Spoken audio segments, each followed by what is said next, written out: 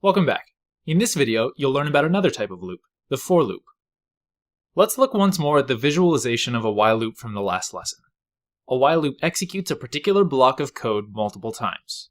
This works well when you don't know in advance how many times you'll have to do something. But what if you know exactly how many times you'll have to do something? You should use a for loop. A for loop is a programming construct that allows you to execute code a predetermined number of times. Before picking apart exactly how a for loop works, let's look at a program that has a simple example of a for loop in it. The code inside the for loop repeats 4 times. Watch what happens when we print I instead. I'll explain this more later. Okay, a for loop looks like this. You say for I in range and then some number in parentheses, and then the body of the for loop contains code that will repeat that number of times. So as we saw, this prints hello 4 times. The thing in parentheses just has to be something that evaluates to an integer. It represents the number of times you want to do something. And of course, everything in the body is indented by 1 level. Now let's look for a second at the for loop that prints out I. In a for loop, I is actually a variable. More specifically, it's an int variable. It takes on a different value each time the body of the for loop runs. It starts at 0 and goes up by 1 each time, up to but not including the number given to range. The range function is what determines which values are assigned to I each time the body of the for loop runs. Changing the number in range changes what value I reaches before the for loop ends. In this case, it reaches 5, which is 1 less than 6. You can also tell the for loop to start at a number other than 0. To do this, give 2 numbers to range. The first number is the starting number, and the second number is 1 past the ending number. In this example, the variable I will start at 1, and it will gradually be incremented up to but not including 6. Finally, you can tell range to change I by a different step size than 1. In this example, I goes up by 2 each time. It still starts at 1 and goes up to but not including 6. Let's go back to the version of range that just needs 1 number. That number can also be a variable. Remember, it just needs to be an expression that evaluates to an integer. That means we can ask the user how many times our for loop should run.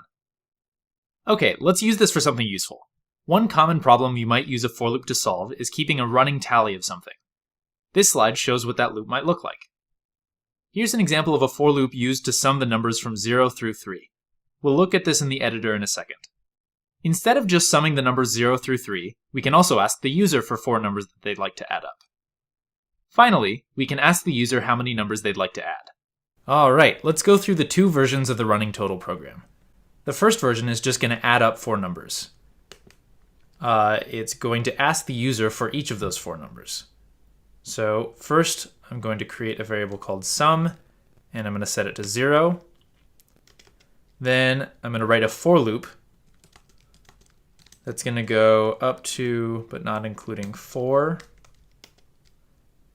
And each of these 4 times, I'm going to ask the user for a number, and that number I'm going to temporarily store in next. Enter a number. Every time they enter a number, I'm going to add that to sum by saying sum equals sum plus next. Then at the end of this, I can say print sum, and then I'm going to convert the sum to a string so that I can concatenate it. So let's give this a try. It asks me for a number, 10, 5, 3, -4, and it prints the sum. That looks right. Now let's ask the user how many numbers they want to add.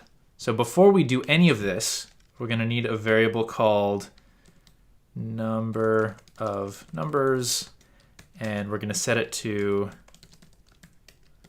the result of this, how many numbers. And now, instead of doing this 4 times, we're going to do this number of numbers times. So now if I run this, I can say I only want to add up 3 numbers, and it's going to be 1, 2, and 3, and then it stops after that. That's as far as the for loop goes.